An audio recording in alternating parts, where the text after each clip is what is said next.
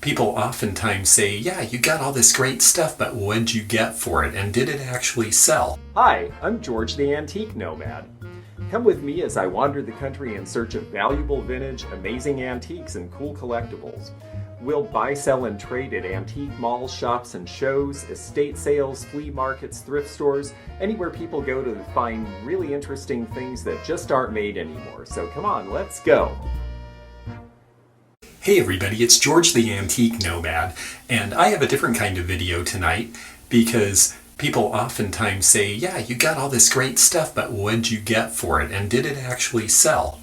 It's easy to make it look on YouTube like everything that you get sells right away because you say, oh, I'm going to get this for that, and I'm going to get that for this. But does it actually sell? Let's find out together.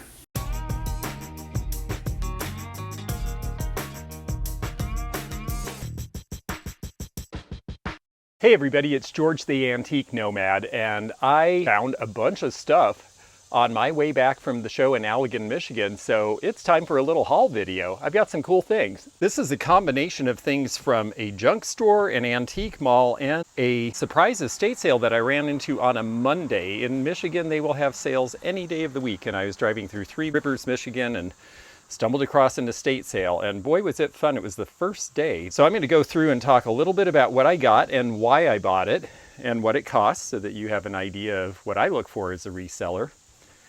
We'll start with something simple here, the Viewmaster device and the reels. The price was $5 for all. I usually get 6 or 7 for the viewers. This style here, this is the second generation, back when they were still Sawyer's Viewmaster in Portland, Oregon. That is a super fun site now because the Bakelite they use to make this stuff, well, Bakelite uses formaldehyde, so fine in its inert state, but it wasn't a good thing to be putting into the ground or the people who worked there at the time, it turned out. The reels sell for about $1.50 to $2 each retail when I put them in antique stores and when I put them out at shows.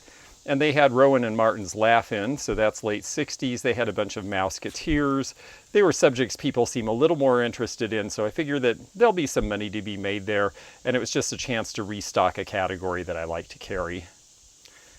Now I went to a place called Michiana Antique Mall, right near the border between South Bend, Indiana and Niles, Michigan.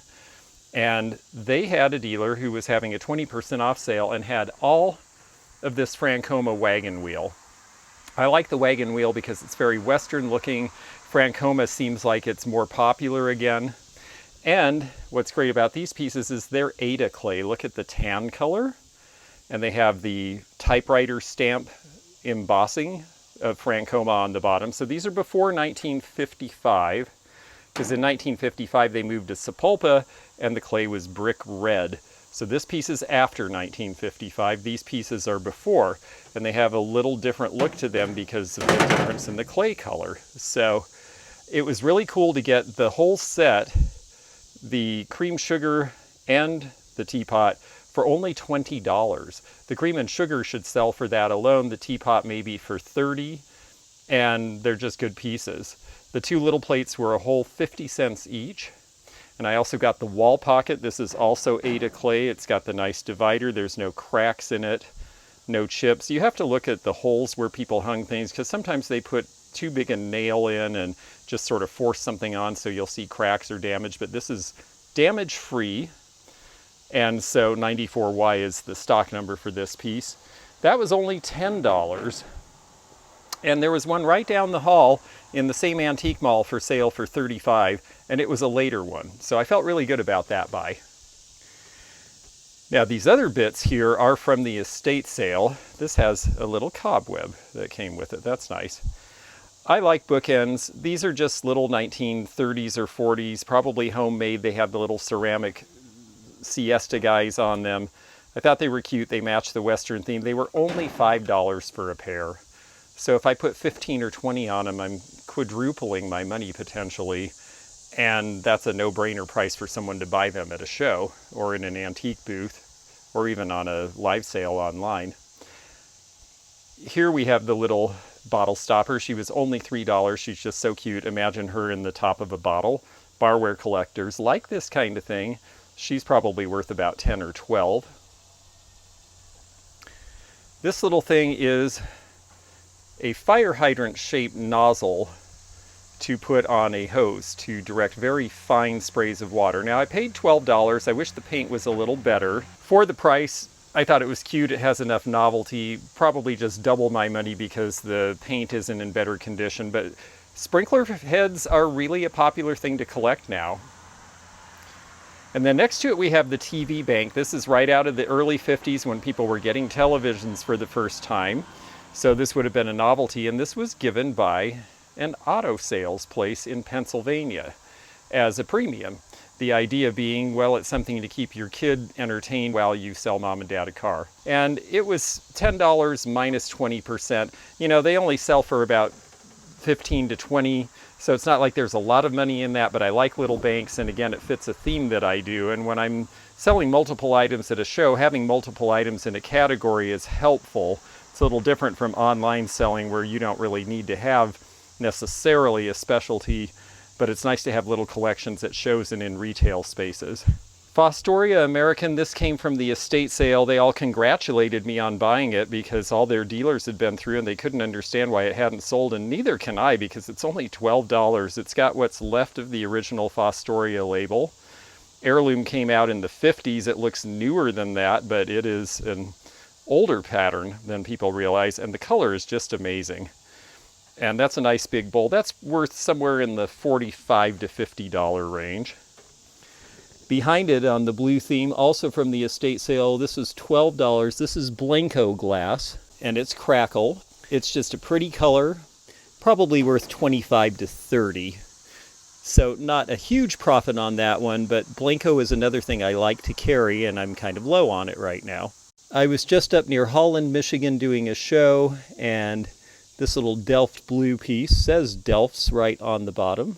That's not a chip, it's just where the doorway is.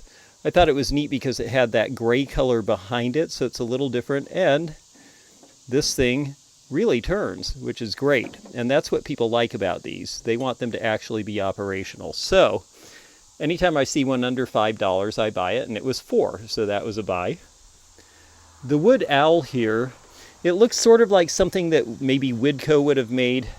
But by the 70s, these were so popular that a lot of other companies made them too. And I don't believe Widco ever used the felt. But this was sold originally for $6 back in the day at JCPenney's.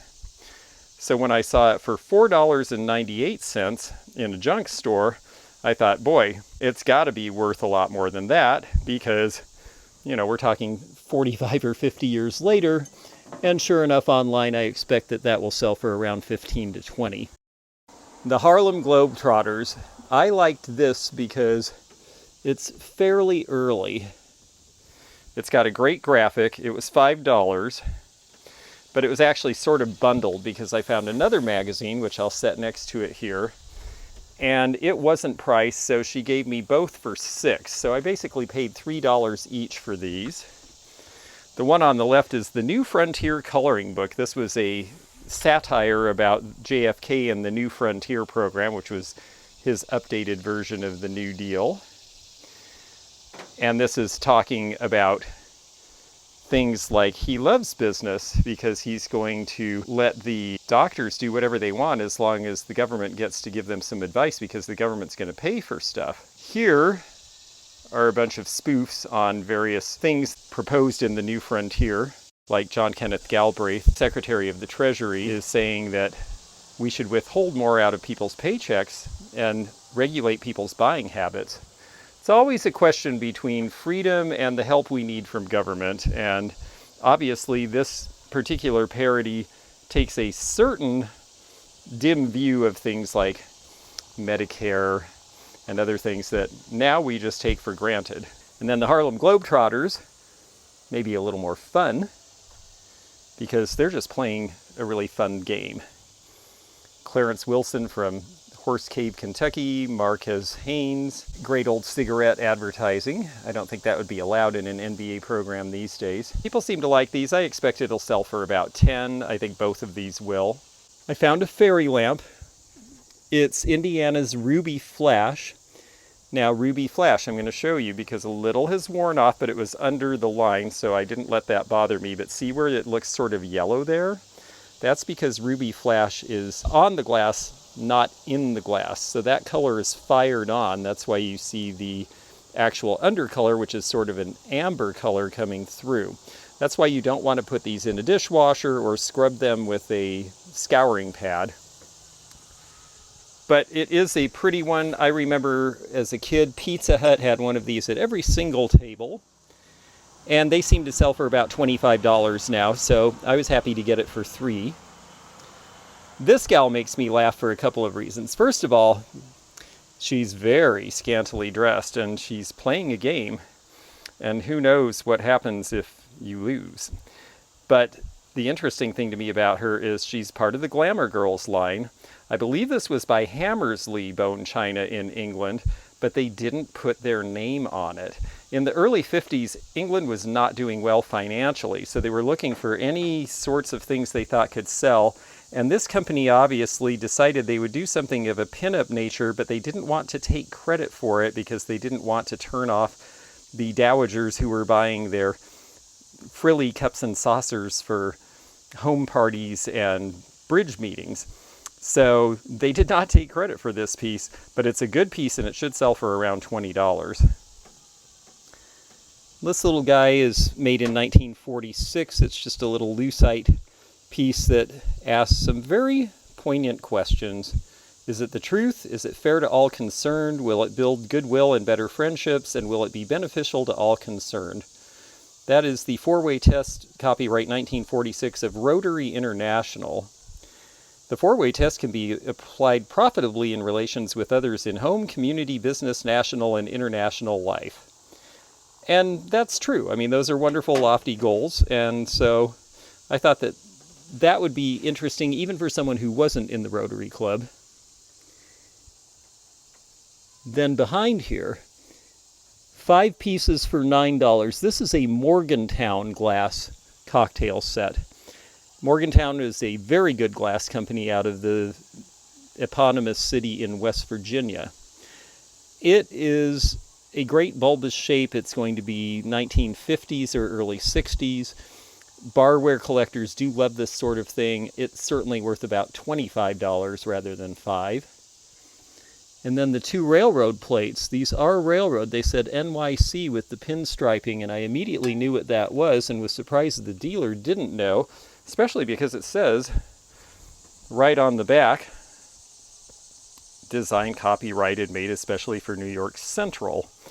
The mark above it is the mark for Syracuse, China with the Econo rim. Econo rim was a nice fat wide rim that you see here that they used on restaurant ware because it wouldn't chip or crack or splinter easily, and that's important when, especially on a train where things are rattling around. Now you notice some marks from people using this. They're a little bit worn because they are real. Metal marks from utensils are easy to deal with. You just use wadding polish like Mother's Mag wheel polish or Never Dull, and the same thing that takes off the oxidation and shines your wheels takes the metal marks off of dishes, and then you just wash them and they're great. So you can clean those up a little bit. I have a piggy bank thing going lately. My friend Stephanie in Washington State, who I share a space with in Snohomish Star Center Mall, she loves piggy banks, and because of her, I always notice them. She was the one who educated me that pig, P-Y-G-G, was originally the clay they used to make banks in England way back in, I think, medieval times. And that's where pig for piggy bank came from, and then they thought, well, we'll just make them look like pigs. And this one's very cute. It may be American bisque. I like the polka dots. It was only $9. Should sell for double that. Down here, this was another estate sale buy. This one is a Soet, and it is in perfect condition. It's got the little foot pedal. It looks like it was never used. It would have been battery operated, so I looked to see, does it have the battery? Because in some ways, having the battery can be bad in these, and you turn it on, it doesn't turn on. But I opened it up, and sure enough, it has its original batteries, but they don't seem to have swollen. They don't seem to have done anything wrong. So I think that we're probably okay here. A lot of times those will corrode the contacts and then the machine is ruined. But I think this one in its perfect unused original condition was a good buy at 20. You can tell this is a little later because you're getting plastic attachments here, so this is going to be into probably 1960s, but I would expect this to sell for around $50. I actually got 3 poodle sets at a junk store in a little town in Indiana. One of them I put aside for a live sale, so you'll have to see that there. The other 2 I did pay, she gave me a discount. Always identify yourself as a reseller. I know some people are really afraid to do that. Let me talk about that for a minute. Some folks are really afraid to identify themselves as a reseller for fear that they will not get as good a bargain or that the person selling the item will be resentful. But anyone who's a good reseller knows that 20 to 30% of your business may be other resellers. And if you have room on the bone and can leave it, you can sell a lot more stuff that way. So don't be afraid to sell to resellers, and don't be afraid to say you are one. I said I was a reseller and I immediately got 20% off my entire order, which means that I paid $16 for the blue set, which are currently selling for around $50. And I paid $14.40 for the pink set, which is selling around $40 to $45. This little piece was also in the same junk store. Pink glass, $10. This is Fenton. You can tell by the very uniform crimping, even though it's not big, wide open crimping like we're used to. But they did these shell pink pieces in the 1950s. And again, I am a believer that pink is a color we're seeing coming back into decorating, so pink accessories are going to be something that new collectors will look for. Now these gals, I admit I took a chance. I got them at the estate sale. I have not looked them up to see what they go for. I'm not even sure who the maker was, but I was getting such good deals on everything else, and these are composition, and I just thought they were really cute. They're Second World War. She's a WAC. She's a Red Cross nurse. And I thought because they were those occupations and it was easy to date them, that somebody probably knows something about these and that they might have some potential. Now, there may be a mark. Oftentimes dolls are marked on the backs or on the neck. I didn't see anything on these. I haven't undressed them, and I'm not sure I will. I'll probably just try to search and find those. But I think there's going to be room in them. I suspect they're worth $40 or $45 each at least. The silhouette was nice. It's a medium size. The condition was good. The colors are fun. The reverse painting on the glass is nice because it's convex glass, so you really see the dimension in the picture. It was only $4 at the estate sale. To me, that's a $20 piece or $25 piece easily. Here's another thing for the Barware collectors. It was just fun. I like the little wooden caddy. They're just little shot glasses. They were only $4. They are cranberry glass, but they're flash. Again, it's not in the glass, it's on the glass. See how the bottom is clear. But I still think that that's probably a $12 or $15 item to a Barware collector, so that was worth picking up. And I think these are rather nice. I had a pair of these from a consignor, and one of them was damaged, so I'm going to take the damaged one and we'll have a trio, or the undamaged one, I should say, and we'll have a trio. These are made in Japan, 1930s, with the chrysanthemum mark, and I just thought the blue luster with the little flower made them really appealing. They are candlestick holders. I bought a pair of Santa candlesticks, a tall pair from the 70s that would look great in them, but it's kind of warm today, so I put those in the cold storage. And then down here, these are Sebastian's miniatures, and they don't sell as fast as they used to, but if you price them right, they're still good sellers. And this one had the box. I have not had one in the box. It talks about how Sebastian was designed and created by Prescott W. Baston of Marblehead, Massachusetts. And I love that it had the box. Now, when I opened the box, because the printing looked old, I actually thought that this would be an older piece and have the artist palette label on the bottom.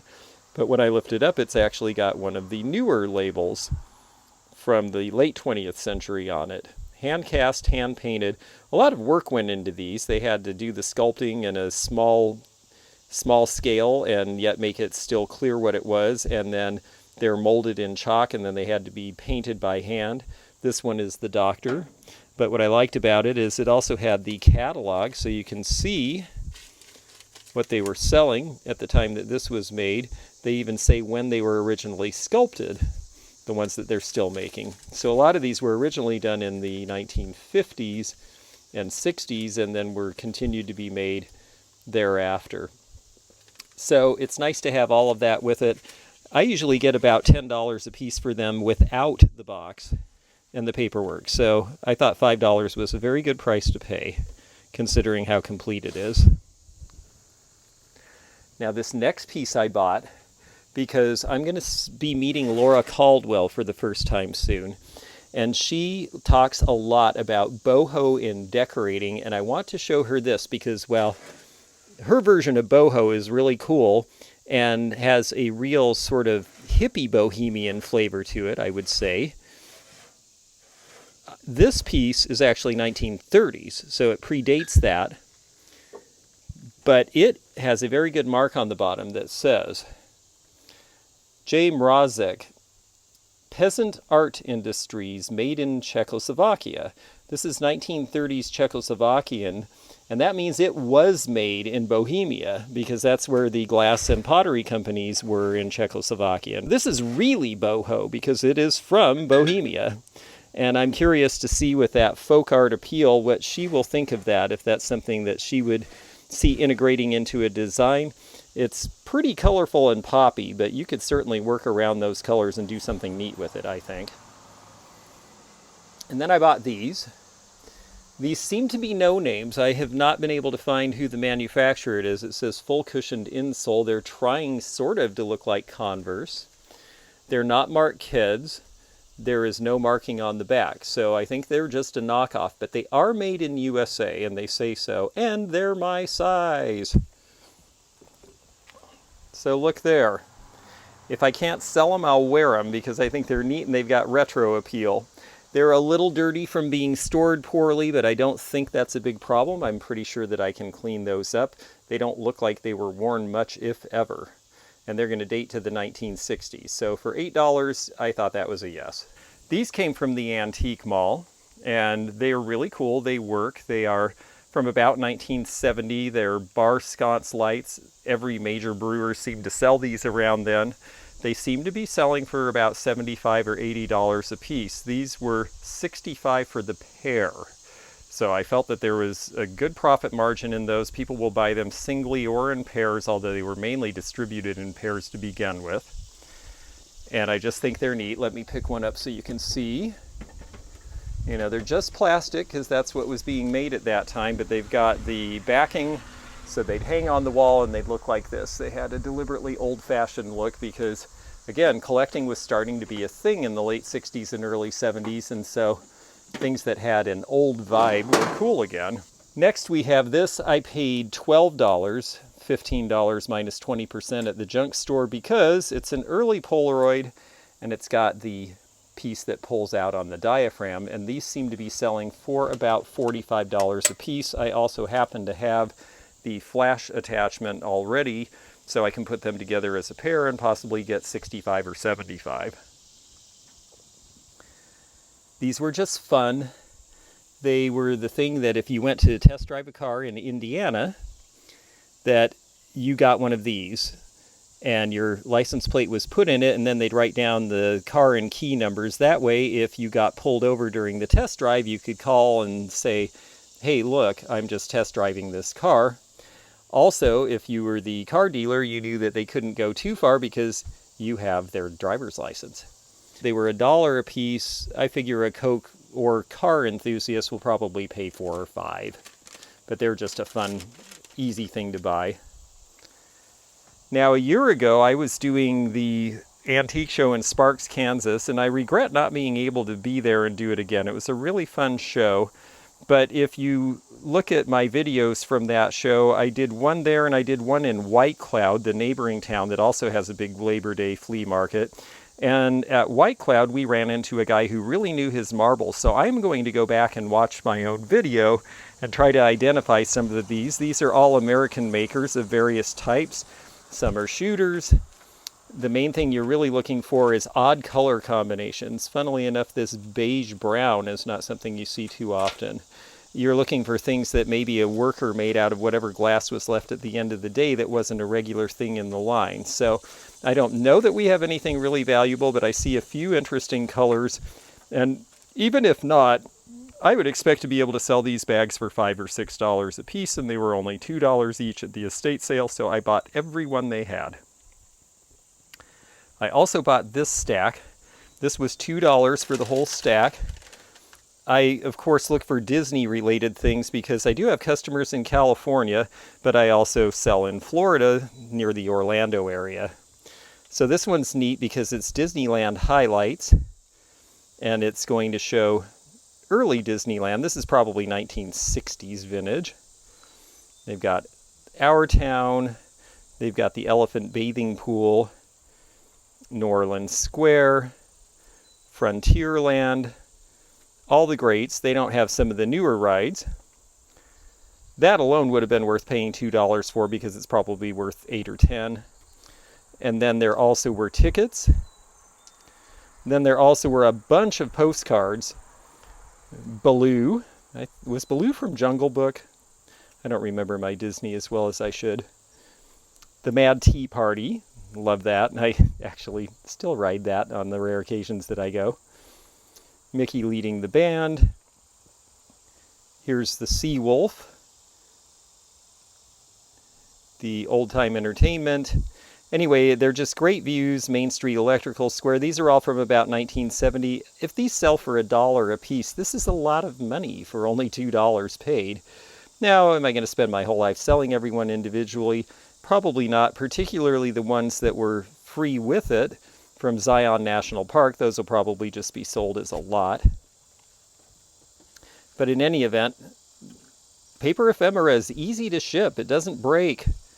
It's not easy to take to an outdoor show, but it sells everywhere else. And then before I go through this last bag, I do want to show this because it's my favorite thing I bought, and I'm so happy because it's a true antique. I haven't been finding a lot of true antiques out there that are nice to buy lately. This is a wonderful arts and crafts lamp. It is heavy as can be. It's from about 1920, so it is truly 100 years old. It lights up and works great, even with the old cord. I plugged the cord into a surge protector and then turns the surge protector on just to make sure, because, you know, these look scary because they're not insulated the way modern cords are, but it worked just fine.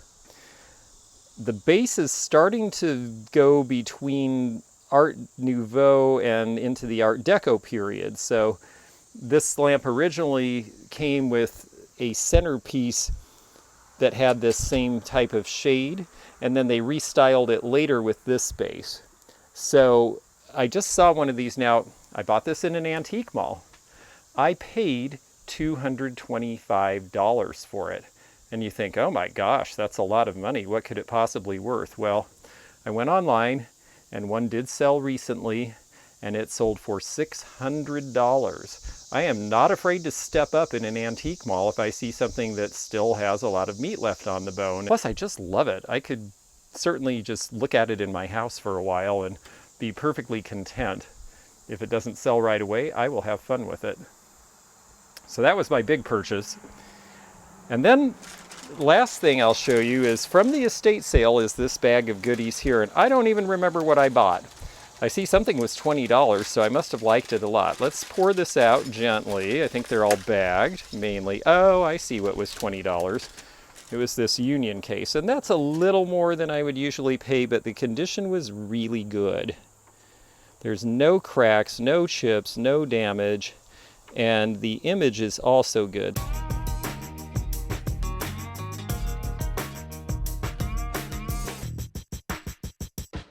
Do we sell everything we get all of the time right away? No, that's not the reality. The antique and vintage market, if you're fortunate, you sell things within about 1 to 6 months of when you get them. Sometimes things sit longer and you just don't always know why. It may be that you haven't put it on the right platform to sell it, or you haven't been willing to take the right price.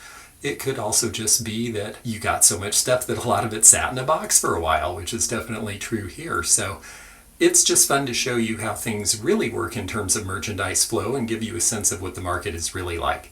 Thanks so much for joining me for this. Check out my social media links in the description. Check out my membership information. You can just hit that join button if you see that, or check the links in the description. Lots of ways that we can interact together. We look forward to seeing you here, there, and everywhere. I'm George the Antique Nomad, and bye for now. Thanks for joining me again in the fun and fascinating antique community, here where online meets the real world. Please click the subscribe button below. Click the bell to be notified when new videos upload. Leave a comment below and hit thumbs up to like this video. Links to our online social media and our items for sale are in the description. This is George at the Antique Nomad. Bye for now.